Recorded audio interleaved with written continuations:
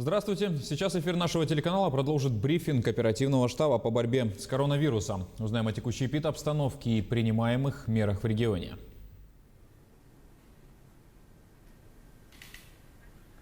Ольга Валерьевна, здравствуйте. О текущей эпидемиологической ситуации в нашей республике. Добрый день, уважаемые жители Республики Саха-Якутия. Текущая санитарно-эпидемиологическая ситуация в республике остается напряженной, находится под вниманием и контролируется органами государственной власти, органами местного самоуправления на территории республики. За последние сутки в республике выявлено и зарегистрировано по данным управления Роспотребнадзора в республике 242 новых случаев коронавирусной инфекции. Из них на город Якутск приходится меньше 100 случаев, 92 случаев. К сожалению, не удалось избежать группового заражения в Володарском районе в одном из социальных учреждений, где зарегистрировано сегодня 45 случаев. На настоящий момент Министерство труда совместно с Министерством здравоохранения проводит соответствующую как профилактическую работу, так и работу по лечению постояльцев одного из социальных интернатов в поселке Илыма Алданского района. Ну и, соответственно, продолжает работу по завершению установления возможных круга контактов. Необходимо обратить внимание на достаточно стабильно высокий уровень непосредственно выявленных зараженных в Мирнинском и Нерюнгринском районах по 13 случаев. Вилюйский и Мигино-Кангаласский районы также являются районами, в которых выявлено до 10 случаев, это 8 случаев. В остальных районах у нас выявлено, в 19 остальных районах республики выявлены случаи, соответственно, которые расходится от 1 до 7 случаев по районам. Необходимо обратить внимание, что на особом внимании сегодня будет отдельно состоится заседание, находится Нижнеколымский район, в котором непосредственно есть определенный ряд мероприятий, которые необходимо провести для того, чтобы проблемы были сняты. В большей степени они носят организационный характер. За сутки лабораториями республики у нас проведено 2570 исследований на новую коронавирусную инфекцию. Необходимо обратить внимание, сегодня я бы хотела выразить слова благодарности семьям и работникам социальных учреждений, медицинских учреждений, которые у нас работают в закрытом режиме с новой коронавирусной инфекцией.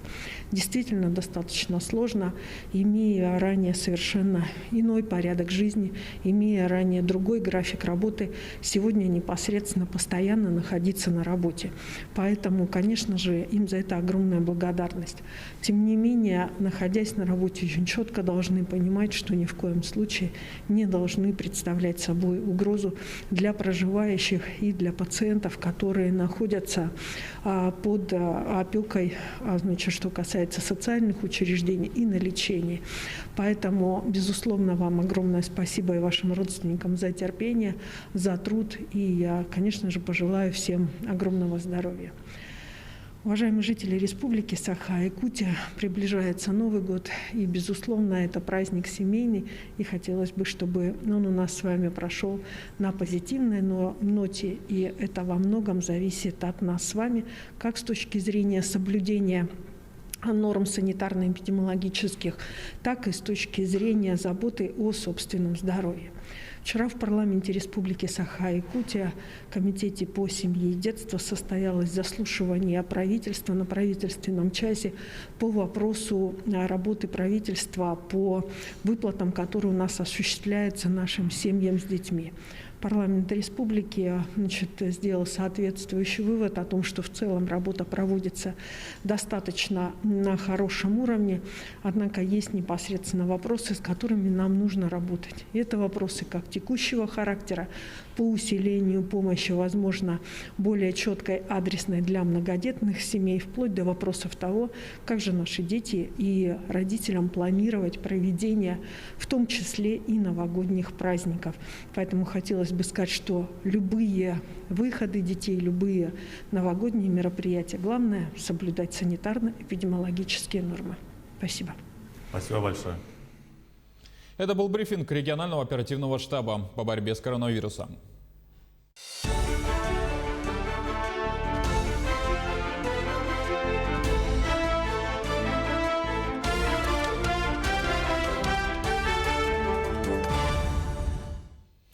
Далее эфир продолжим выпуском новостей и коротко о главных темах. Уже завтра состоится ежегодная пресс-конференция президента России Владимира Путина. Задать вопрос может каждый. В этом помогут специальный сайт и мобильное приложение. Новые спортивные объекты для развития футбола построят в Якутии. Айсен Николаев подписал соглашение с Российским футбольным союзом. В преддверии Нового года в селе Улахан-Мунку Алекминского района проходит конкурс снежных фигур. С лучшими работами ознакомилась наша съемочная группа.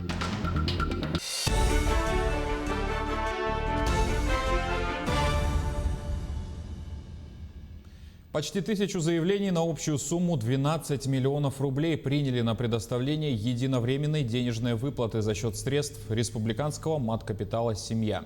Из них более 960 человек уже получили выплату 15 тысяч рублей. Об этом нашему телеканалу сообщили на правительственном часе Постоянного комитета по делам семьи и детства Госсобрания Илтумы. Напомним, во время пандемии руководство региона утвердило несколько мер поддержки семей с детьми. В них входит обеспечение компьютером во время дистанционной учебы, бесплатным питанием, предоставление пособий на детей от 3 до 7 лет. Также около 8 тысяч выпускников школ по всей республике получили по 5 тысяч рублей. Второе наше предложение, конечно, это то, что многодетным семьям сейчас со следующего года они уже не будут платить транспортный налог. Законопроект был внесен правительством. Мы с 2019 года ставим этот вопрос. Соответственно, мы работали и с комиссией по налоговой политике. Соответственно, наше предложение было поддержано главой. Еще сняли ограничения, то есть с самого начала было ограничение на мощность двигателя до 200 лошадиных сил. Соответственно, сейчас этого ограничения нет. Нарушения в работе воздушной электролинии обнаружили в поселке Беркакит Нерюнгринского района. Сегодня в начале дня глава района сообщил, что планируется начать переключение электроэнергии. Отопление функционирует, энергетики южно-якутских электрических сетей проверяют все линии и подстанции, чтобы не допустить короткого замыкания. Есть ли свет у жителей сейчас? Узнаем у наших корреспондентов в Нерюнгри. На связи Ирина Кичигина. Ирина, ждем подробностей. Здравствуйте, Василий. Да, действительно, вчера вечером в поселке Серебряный Бор, Беркакит и городе Нерюнгри в 20:35 произошло отключение электроэнергии. Но в течение часа в поселке Серебряный Бор и городе электроэнергия была восстановлена, а в поселке Беркакит жители получили свет только сегодня утром, ближе к 10 часам утра. Объекты запитаны с резервных дизельных электростанций. Все энергетики работают в тесной взаимосвязи с МЧС России по республике и органами власти Нерюнгринского района. Сегодня со мной вместе Виктор Николаевич Станиловский, глава Нерюнгринского района. Он сейчас расскажет, как проходили работы и какова на сегодняшний день и на этот момент ситуация. Да, добрый день. Действительно, вчера вечером, по линии 110 киловольт, которая соединяет, город Нерюнгри и поселок Беркакит, произошло отключение. В результате этого отключения был погашен свет в поселках Серебряный Бор, Нерюнгри и Беркаките. В течение часа наши энергетики справились с задачами обеспечения электроэнергии поселка Серебряный Бор, города Нерюнгри. По Беркакиту возникали сложности. Поэтому было принято решение МНУЙ об организации оперативного штаба для того, чтобы помочь, в первую очередь, энергетикам и, конечно же, не оставить поселок Беркакит без тепла, в первую очередь. Поэтому мы отработали очень серьезно с ресурсоснабжающими организациями и, в первую очередь, с компанией «Магистраль Беркакит», которая обеспечивает как раз теплом и водой население поселка Беркакит. Были переключены оперативно резервные линии, которые мы подключили к электроснабжению нашей РЖД они нам помогли, и были запущены резервные источники питания. То есть мы четко понимали, что после полуночи у нас все население и все абсолютно, значит, жилые дома, школы, детские сады были обеспечены теплом, холодной водой, питьевой водой. Ну а мы дали возможность энергетикам, значит, спокойно отработать и, значит, ликвидировать те неисправности, которые возникли вот у них на, значит, электрических сетях. Ночью мы не стали переключаться, энергетики уже были там готовы к 4-5 часам, значит, на переключение. Мы не стали этого делать, потому что ночь она всегда сложна, не хватает специалистов, ну, к примеру, значит, какой-то даже оперативной машины, да.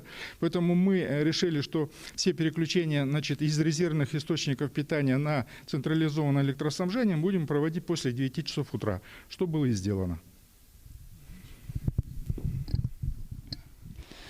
На этот час работают подстанции «Гранитная» и «Беркакит». Все социально значимые объекты, которые были отключены, они на сегодняшний день работают. И на этот час, в общем-то, ситуация стабилизировалась.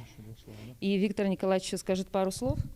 Знаете, я бы хотел поблагодарить, в первую очередь, коллективы энергетиков, коллективы, значит, компании «Магистраль Беркакит», администрацию поселка Беркакит, ну и оперативный штаб, которые очень слаженно, профессионально отработали вот эту вот ночь. Потому что не произошло никаких чрезвычайных ситуаций. И вы знаете, те мероприятия, которые мы проводили по подготовке, значит, к осенне-зимнему периоду, значит, вот в этот летний период, да, они сегодня показали, эти мероприятия, что мы шли верной дорогой, и у нас практически, ну, таких сложностей, значит, с понижением, причем очень серьезной температуры. На утро в Беркаките было минус 49. Значит, мы прошли спокойно и уверенно, без каких-то напряжений. Ну, единственное, не было электроэнергии. Я думаю, это, значит, там уже профессионалы, специалисты, значит, энергетики со своими сетями определятся. И я думаю, таких, значит, вариантов у нас больше не повторится. Ну, на этот час у нас вся информация. Василий. На связи из Нерюнгри передавала наш корреспондент Ирина Кичигина. Ирина, спасибо. К другим новостям. Завтра, 17 декабря, состоится ежегодная пресс-конференция президента России Владимира Путина. Она пройдет в видеоформате и будет включать элементы прямой линии. Эти изменения были внесены из-за ситуации с коронавирусом. Региональные журналисты будут работать на спецплощадках в своих федеральных округах. Ну а в Москве представители СМИ соберутся в Международном центре торговли. При этом каждый россиянин может задать свой вопрос президенту. Для этого необходимо зайти на сайт moskvaputinu.ru и выбрать один из способов. Также к российскому лидеру можно обратиться в формате видео или текста через одноименное приложение. Известно, что все поступающие от россиян обращения обрабатываются волонтерами. Все подробности можно узнать на сайте. Специалисты в области охраны окружающей среды подвели итоги работы в 2020 году в Якутии. По сообщению министра экологии Республики Сахамина Афанасьева, выполнены показатели национального проекта экологии по 3 направлениям. Первое – это «Чистая страна». В его рамках в основном проводились работы по подготовке проектно-сметной документации, по ликвидации Куларского хвостохранилища. С 2021 года планируется начать уже саму ликвидацию. Второе направление – это сохранение лесов. Отмечается, что закуплена необходимая лесопожарная, лесопатрульная техника. Также проведено восстановление лесных насаждений. Третье направление – это работы по сохранению биоразнообразия и развития экологического туризма в Якутии. Статьей 20 осмотрел на Восточный. Отработали очень серьезно с Министерством природных ресурсов и экологии Российской Федерации в части создания ФГБУ «Национальный парк Ленские столбы», «Национальный парк Каталык». А сейчас работаем над созданием 3-го национального парка Момский. Это говорит об увеличении, повышении статуса особо охраняемых природных территорий на территории республики. Ну и работаем над созданием заповедников. Создан заповедник Медвежьи острова на выходе в Локтево-Морской, на Барском Улусе, и Большой Токоне, в Ильминском районе. Якутия из федерального бюджета получит более 48 миллионов рублей на создание и модернизацию объектов АПК. Благодаря федеральной программе КАПЭКС в Якутии за 5 лет 28 хозяйств возвели новые животноводческие комплексы общей вместимостью более 3500 голов крупного рогатого скота. На эти цели затрачено порядка 350 миллионов рублей. Так, в рамках программы осенью текущего года в СХПК «Балагур» Амгинского района был возведен животноводческий комплекс на 120 голов. На данный момент идет отбор на следующий год. В нем участвуют 5 крупных хозяйств республики. В данный момент идет свой региональный внутренний отбор, где участвует 5 хозяйств Амгинского района, Ленского, Анамского и Сунтарского района. Основными критериями является обязательное наличие госэкспертизы проекта и наличие не менее 120 дойных коров. Амгинский лицей стал участником федерального проекта «Цифровая образовательная среда». Всего по республике 76 школ отобраны для мероприятия. Цифровая образовательная среда – это совокупность условий, созданных для учебы с применением электронных и дистанционных технологий. Амгинский лицей одним из первых в республике внедрил их в образовательные процессы. В рамках цифровой образовательной среды лицею оказана помощь на сумму 3 миллионов рублей.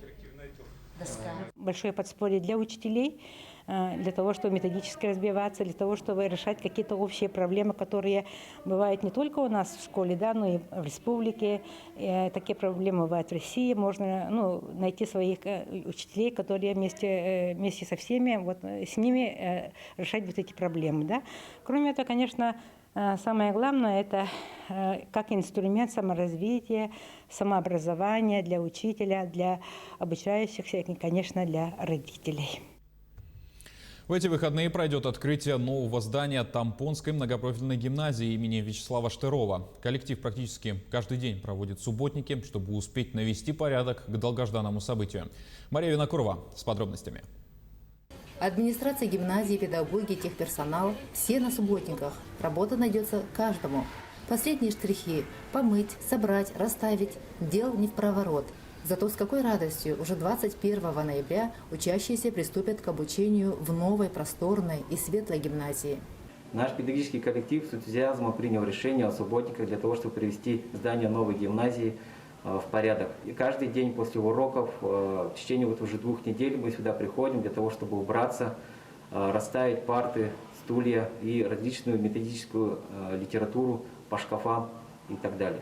Тампонская гимназия на 220 учащихся отвечает всем требованиям современного учебного заведения. Полностью необходимым оборудованием оснащены кабинеты биологии, химии, физики, изобразительного искусства, мастерская для мальчиков, кабинет технологий для девочек, столовая рассчитана на 110 посадочных мест. Рядом универсальный спортзал со сценой для занятий физкультурой и проведения культурно-массовых мероприятий. Есть современная библиотека с читальным залом, также зона комфортного отдыха с фонтаном и аквариумами. Этого события я ждала более 20 лет. Сначала я ждала его как ученица гимназии, и после как студентка, потому что всегда возвращалась в родные стены к своим родным учителям. И сейчас, уже работая учителем и являясь родительницей 2 парней, для меня очень важно работать в новом современном здании. В такой атмосфере красоты, уюта, комфорта все располагает к учебе, занятиям спортом, творческим исследованиям и достижениям. Мария Винокурова, Хандыга, Тампонский район. Развитие футбола стало предметом подписания соглашения между Якутией, Министерством спорта России и Российским футбольным союзом. Документ подписан в рамках реализации федерального проекта «Спорт. Норма жизни». Все республиканские турниры, в том числе школьная мини-футбольная лига, студенческая лига и любительские лиги, станут частью экосистемы футбола под эгидой региональной федерации. Планируется открыть 4 новых отделения по футболу, в том числе и секции для девочек. Занятия будут проходить по единым методикам, разработанным при участии Российского футбольного союза. Масштабные изменения произойдут в региональной пирамиде подготовки резерва. РФС планирует присвоить 2 спортивным школам в Якутии статусы регионального и детского футбольных центров. Стороны договорились также о строительстве в населенных пунктах Якутии 5 инфраструктурных объектов. Футбол в Якутии любят, как и во всем мире. И, конечно же, желание десятков тысяч людей, которые играют в футбол, должно быть поддержано со стороны властей республики. В этом соглашении идет речь и о материальной базе футбола. Мы считаем, что должны появляться новые стадионы, новые крытые помещения, где можно заниматься и большим футболом, и мини-футболом. Мы, соответственно, будем делать все для того, чтобы интегрировать вот эти детско-юношеские спортивные школы, отделения футбола в целом в российский футбол, чтобы ребята из этих школ могли участвовать в российских различных турнирах и играть не только на первенство Якутии, но и, соответственно, играть и со сверстниками из других регионов. В преддверии Нового года в селе Улахан-Мунку Алекминского района проходит конкурс снежных фигур. С лучшими работами ознакомилась Елена Фаст. Сказку возможно создать своими руками. В селе Улахан-Мунку готовятся к Новому году. И поскольку символ предстоящего 2021 года – бык, многие решили задобрить наступающий тотем заранее. Издалека видны огоньки у сельского клуба. Последние штрихи – из глыбы снега появляется бык. Если маленько так подморозит, то когда снег крепкий становится, тогда его делать легче. Вырезать легче, когда оно твердое. И погода как стояла, чтобы холодная. А когда теплый, снег-то рыхлый, она вся валится. Для маленькой правнучки и всей ребятни любящий дедушка соорудил во дворе добрую фигуру. Композиция еще не завершена. Скоро у старой лодки встанет Дед Мазай с зайцами из сказки. В Бодайбо учился в интернате. Там раньше делали, когда учились. Поэтому сейчас внукам сделал. Это из снега. Это еще не все. Это еще и здесь что-нибудь сделал. До Нового года еще далеко. Года не помеха, если очень хочешь подарить родным чудеса. У самого дома охраняет покой хозяев снеговик Олаф. Забавный, новый, полюбившийся всем персонаж. Олаф, он такой симпатичный. Я даже не знаю, добрый. И представление снеговика как бы сейчас уже отныне у меня такое, а не такое круглое. И детям нравится? Да, и детям, конечно же, в первую очередь. Во дворе оценили старания хозяев, включая малыша, с удовольствием лицезреющего на знакомого. Привет! Здесь тоже только начало снежной истории. До Нового года время есть. Кстати, сельские ребятишки уже успели написать письма Дедушке Морозу. В клубе стоял волшебный ящик, который прямиком отправился в Великий Устюг. Желания сбываются. Открыли почту для Деда Мороза. И детишки уже, наши детвора маленькая, уже свои письма опустили в эти ящички, и они полетели в Великий Устюг Деду Морозу. Детишки ждут сладости, шоколадок, да, а взрослые, тоже верят в чудо и тоже ждут Новый год. Елена Фаст, Максим Копылов, Алекминск. На этом пока все. Не забывайте носить маски, дезинфицировать руки и держать социальную дистанцию. До встречи в эфире.